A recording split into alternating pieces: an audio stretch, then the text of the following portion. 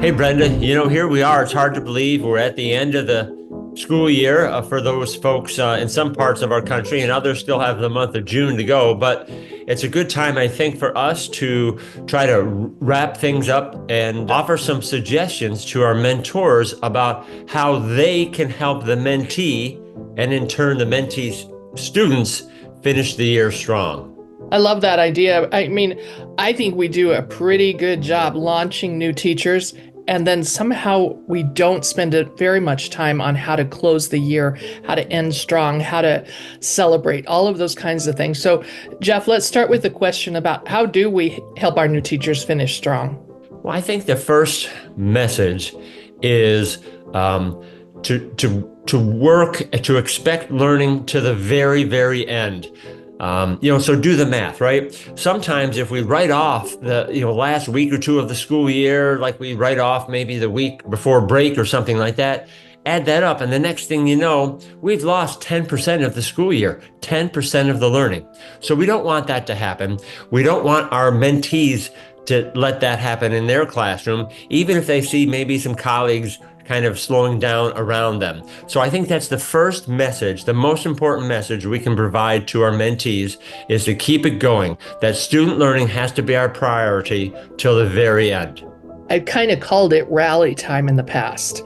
I'm suspecting that our mentees have learned that our attitudes are contagious. If we come in with a chip on our shoulder or grouchy or tired and we let them know that, it's contagious. Then all of a sudden you have all kinds of things perking up in the classroom. So attitudes are contagious, and I say rally right now. Get that last part of your energy that you can. They need to see you enthusiastic and happy and at work with them. Yeah. And never let them hear that we can't wait for the year to end. Even if we feel that way, we can't let them hear that. They need to know that we care about them and their learning till the very end. And we're not gonna fold up the tent before the school year has ended. But we're going to keep doing what we've been doing, and that's making the classroom a community, that we're going to keep working on relationships and keep having some fun together and exploring different experiences. So it's not just all work, no fun. It's a balance there. And, so I think another important message would be not our message, but an important way we can help our mentees is those concrete things that happen at the end of the year, closing procedures that they might not have experienced. If they're new to your district, they may not have experienced them the way that you do it there. Or if they're totally new, well, they don't have any experience with those closing procedures at all. At all. And what happens sometimes is, just like at the beginning of the year, we can find a beginning teacher huddled in their classroom, just completely lost. The same thing can happen at the very end of the school year, where everyone else is driving away in the parking lot and they're sitting in their room going, I don't even know. And there could be tears at that point. Yeah. So Yeah. give them the list and the support early on so they can start to think about, well, I could get this done now and I could do this later. And maybe even involve my students in helping close up the classroom. There'd be things that kids could help with. I mean, I think about the paperwork that comes due at the end, grades, report cards, updating IEPs, lots and lots of things that have to get settled before the end of the school year. And then think about closing the classroom, Jeff. Think about all that goes into that. Well, and an experienced teacher probably has some tips, some good tips to share, because they've got some tricks that or some strategies that they've used and they've developed to close out the year. So mentors, hey, let's share those things with our mentees. Like, what did you do with your books? What's the expectation for the classroom books? Are they going into storage? Do you have to put away the technology? Do you have to wash and clean desks off? I'm really curious about each system's way of closing and what the expectations are. They can't be a secret. We've got to get them out. Right. Now. A new teacher may never occur to them that the summer cleaning process could be impeded by how they leave things or enabled by how they leave things. Custodial services will be forever grateful. That's right. Keep those folks happy for sure. Yeah. So in addition to, helping them wrap things up, keep the pedal to the metal, I also think that, we do want to take some time to, celebrate our accomplishments for the year and reflect on them. Well, I think there's lots of ways to reflect and celebrate. And I was thinking, one, we do a lot of reflective conversations throughout the year, but how much do we use writing? Just the act of writing as a reflection tool.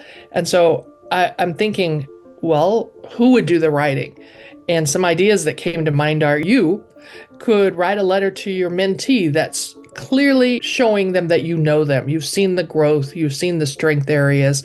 You make it a personal letter and something that they would cherish. Another idea would be the mentee writes you a letter. I mean, I think it's time for you to know, too, how important you've been to the life of your first year teacher in your school. So prompts might be, the best thing about being a first year teacher was what?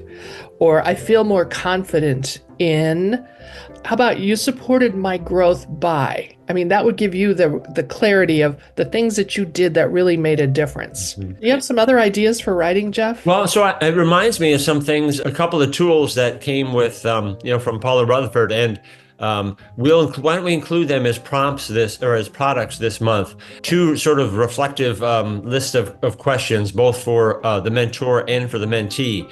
And those responses might be helpful to you if and probably when you're going to be a mentor again. But also those responses might be helpful for the induction planning committee who plans the steps for induction that happens in your district. They might be able to make use of that information as well, those reflections as well for improvements. I love that, Jeff. And, in some districts, they've had the first year teachers write a letter to the incoming first year teachers and literally put them in the welcome bags so that they've got a greeting from a colleague that's just a year ahead of them in terms of coming into the system. Yeah. Pretty nice. And just suggestions for surviving your first year of teaching. Yeah, you remind me of something. Another way of doing that same thing is through the sort of making of a little video. I remember that Paula Rutherford did it, and then we copied it in my school district. And at the very last time that we had the mentees and the new teachers together, we asked them for a piece of advice. And then we turned all of those pieces of advice into a video with a little music even behind it. And it just had the piece of advice up, and then another piece of advice up. And so they then, when they watched it, they could see themselves in that video giving advice to the future people as well. And it was fun too. So you just reminded me of that. Oh, I've seen those, and they're powerful, especially you choose the right music, right? Yeah. So, again, like I said before, mentors, you've been through all of this before. How do you look back at the year? How do you reflect?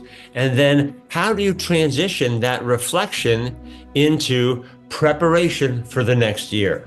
Boy, I think that most of us at this time of the year are already thinking about next year. We're not losing sight of our students right now, not at all. But we're also thinking about, I'm going to tweak this. I'm going to start with this. I'm going to reorder things. I'm going to get this done over the summer. I mean, there's all kinds of that kind of background thinking going on, don't you think, Jeff, right now? Yeah. So if you have a new teacher as your mentee, right? So this was their first school year, but now coming up is their first summer. And so think about how you can mentor them through that a little bit, even if you're not meeting every week or every other week. How can you set them up for success in the summer, right? We want them to reflect, we want them to relax, but also we want them to prepare for next year so that they're in a better position when next year arrives. And perhaps get a hold of your to-do list. Don't let it get crazy out of, unmanageable. But help your mentee figure out, what are the top priorities? What would make you feel so much better if you had read this or done this before the school year begins? They're going to be really a big relief to you.